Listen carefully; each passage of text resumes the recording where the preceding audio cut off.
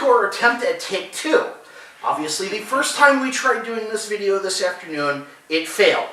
You gotta love it when you forget a camera person to bring with you to run the camera. My name's Jason Walters. We're here with Lee Tibits. He's going to introduce us to his car, a little bit of his background, so basically you guys know and understand what he runs and where he runs, so that way we can kind of get an idea of what type of class he's currently running and what he has plans for the 2018 racing season. So if you guys want to run the same class he does, you can kind of get an idea of what the cost and everything that's involved in the car. Lee, if you would be so kind as to introduce yourself really quick. I'm Lee Tibits, and I'm a racer. What class do you run? I currently run at Wilmot, Wisconsin, dirt modified. It's an ICMA type car, but it's outlaw class. And basically just a quick idea from the overview, what's the difference between your set of rules and the national one that everybody else runs with? The ICMA class has a claim on their motor, and if you can elaborate a little bit, what's the claim rule represent? Claim rule means that at the end of the night you can claim another person's motor, okay, for a certain amount of money that they specify. In other words, if you think somebody's got a better motor than you do, you can claim it. So therefore they don't put a lot of money in their motors. The other thing that's different about this car is it has a spoiler, and they don't run a spoiler. How big of a spoiler do you guys run? We run a 6-inch spoiler with a 1-inch lip on it. So actually it's 7 inches. If you don't mind, a very quick, brief rundown of what type of racing have you done in the past? Well, I started in like 1964 drag racing. Drag raced stock Corvette, and I raced a modified Corvette. We did that for like 4 years. Where did you run? We ran at Lake Geneva and at Rockford. Just to let everybody know, Lake Geneva Raceway is no longer in existence. It did get turned into a circle track, and you were talking earlier during our aborted interview. And basically they put the circle track in a little bit later, which you did run. I think you said you ran street stock for a couple of years. And you won, I think, out of 20 races in a season, you run 10. You always started at the back. And what type of car did you run?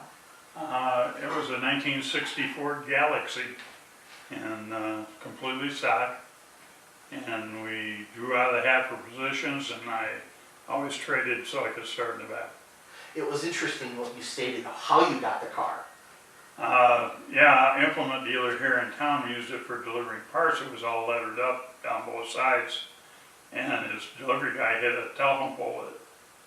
So I asked him if I could race it, and he said, well, it probably won't hurt the motor. That's the only thing I want out of it. So we raced it for a year, gave it back to him, and he took his motor out. And then you said you ran in modified class after that? No, we raced late model. Actually, at that time, there was two classes that were similar, late model class and a sportsman class.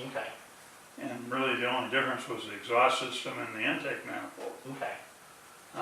We would race the late model on Saturday night, and then my daughter would change the intake manifold while I changed the exhaust, and we'd race sportsman on Sunday night. It's one way to get use out of the car. So every week we would change the intake and the exhaust. You said your wife did race here and there. What did she run? She raced, she drag raced, and then she raced street stock cars and sportsman cars. And one year I took off and crewed for her, and she raced a sportsman car all year. How did she do for the season? She did very well. She did very well. She was the only woman racing at that time. Early 70s? Yeah. That's cool to hear.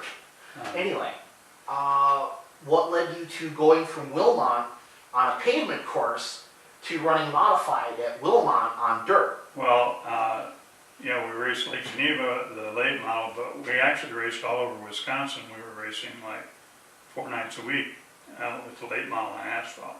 We did that for 30 years.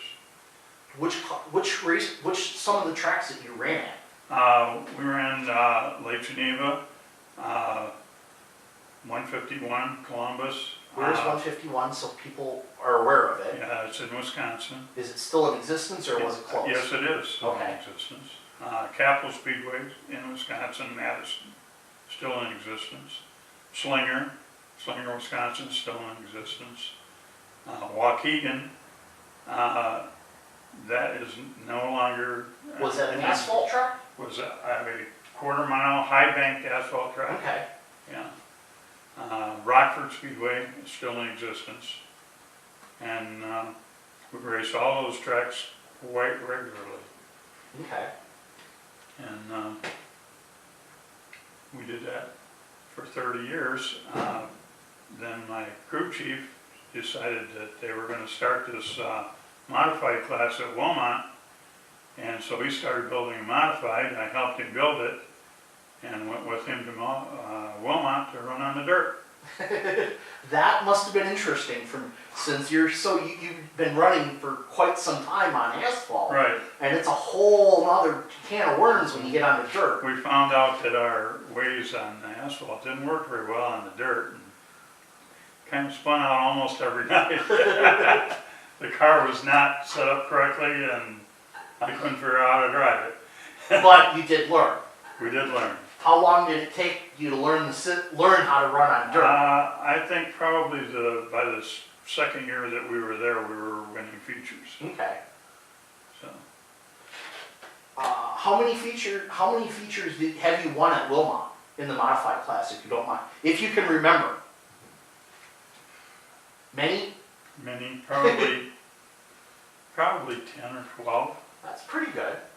Have you been a season champion at all? No, I've not been a season champion anywhere. Okay. We never really chased points. Okay. And we weren't concerned with being there every night, etc. Because we jumped around so much at different tracks. I know the last few years you've been at Wilmot extensively. Have you been in the top 10 points? Last year we finished 10th, even though we destroyed the car in the middle of the season. That was rather spectacular too. Yes, a brand new car just like this. Flipped it end over end, fair night at Wilmot and destroyed it. But I came out of it without a scratch. That's The safety gear at work. Safety equipment is good and the chassis is good. Yeah, it was a spectacular wreck. I was actually seeing video of it and it's like, wow, it's amazing you were not injured in that wreck. You got a good 30 feet in the air. I mean, it was a spectacular tumble. If you're going to do it, you might as well do it big, right? True. Now, that leads us to the car we're currently standing in front of. Would you care to explain what's involved in a modified car for the particular body style we see, Okay. and what the different components are that we have? We basically follow the IMCA rule book, okay, as far as what we can do. It has a 67 Chevelle front frame and front suspension. That frame goes back about to here. The rest of the car is all tubing. Purchased the chassis. I usually built my own chassis for many years I did. But in the last 10 years I've been buying. Costs like $5,000 for a chassis. We buy the aluminum in 4x10 sheets. Takes about 4 sheets to build a car. How much are we looking at a rough cost for sheets? About $80 a sheet. Okay. I bend it all up myself and put it all together. You can obviously buy bike panels that are pre-bent, right? You can. Okay. Just so there's some people that obviously would need to go that route if they're building a car. What type of motor and transmission do you guys run? 99% of the guys run a small block Chevy because it's the cost-effective way to go. Our rules are very liberal on the motor. It's cast iron block and heads, one carburetor and a battery ignition. What type of horsepower do you guys usually, an average person runs We with this run class? 16-to-1 compression on alcohol, and we make about 700 horsepower. Okay, that leads to the second question. I noticed that the body style is an enclosed rear with an open tire on the front, which is interesting. So would you care to explain for the tire size that you guys run? We run G60 15 tires. That's the salvage of the class. They're very hard tires, can't wear them out. The only time we replace the tires is when somebody tears it off the car. Okay.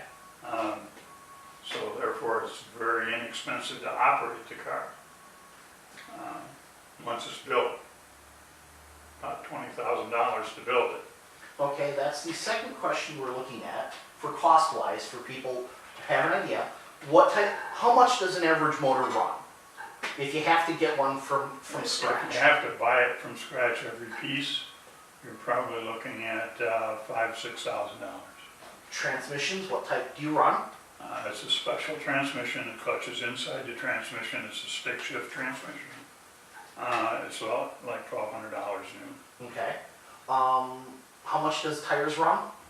Tires are $120 a piece. Like I say, you only have to buy one set, a couple of spares. And you guys run the same tire on all four corners? Same size tire. How wide is the tire? It's 10 inches wide. Okay. Very limited traction. They're very hard. You can't wear them out. We grind them every week to try to get new rubber so that they'll bite a little more. Okay. You have enough horsepower to spin the tires all the way down the straightaway. Just so everybody is aware of it, how big is Wilmot? Just so people It's get a an idea. 3rd mile medium bank track. And it's a clay oval. It's a little bit different than regular dirt, isn't it? Yes, it's clay. It's a Okay. little sticky. You can actually go out there and stick your foot in it, you know? The other question I'm going to ask is, what type of cost would people be looking at? Obviously, you're about 20 grand for a car. What type of safety gear do you guys run? Well, the full containment seat is anywhere from $500 to $1,000. We're on Hans device for another $500. A good helmet will run you between $300 and $500. Fire suit, another $300. Gloves, shoes. You know, the safety equipment is expensive. Obviously. So I walked away from that wreck with no injuries. Yeah, and also you have to worry about window nets too, which is another Keep safety your item. hands inside the car. Yeah, and basically keep things out, large objects. Mm-hmm. Here's another question. We were talking earlier, what type of rear end do you guys run? It's actually up until this year we were running a 9-inch Ford with 4-link suspension and a pull stick. They just recently made a quick changes legal. This new car has a quick change in it. The old last year's car didn't. Here's a question, just so people are aware of it, even for me. What exactly is a 4-link suspension, really quick, for basic description? We have what we call bird cages, which float on the rear axle, Okay. and they have a link top and bottom. That's what gives you the 4-link for the two Okay, sides. so basically it's kind of, you've got one bar on top and one bar on bottom Right. of the axle, and it kind of floats in a Right. cage. Right. So you don't have anything connecting, just those 4 points Right. to the rear housing. In the center, we have what we call a pull stick, which limits the rear end from turning around Okay, so that basically connects from the top of the differential to the to the- car, down to the to car. the Yeah. to the car. Okay, what is a quick change rear end so people understand what that is? A quick change rear end has a cover on the back and 2 small gears that you can slide out and put a different set of gears Okay. in and change the gear ratio of the track. If you're going to a different track and it's bigger or smaller, change the gear. Okay, Or if it's real sticky early in the night, you can put this gear in. If it's dry slick at the end of the night, change the gear. okay.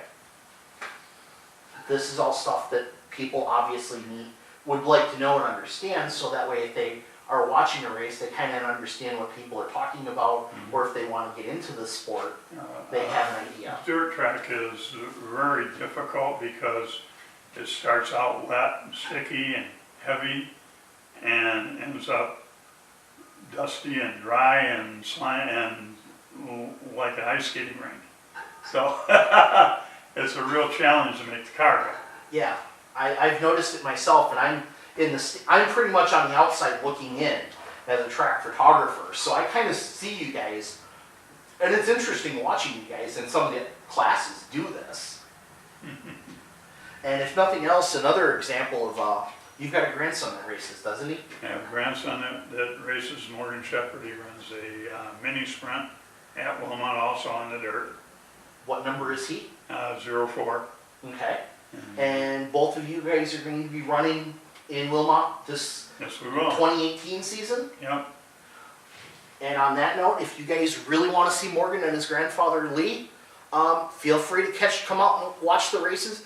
I know a few people also do some live broadcast here and there, and I know the World of Outlaws is going to be there at some point this season. I've seen on the schedule.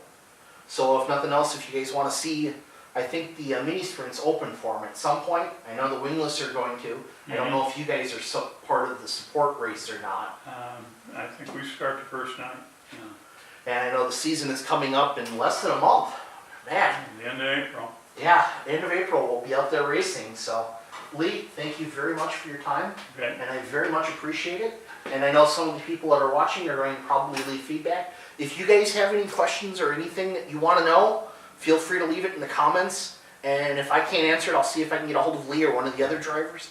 And we'll try to get something answered if you guys have questions. So thank you guys.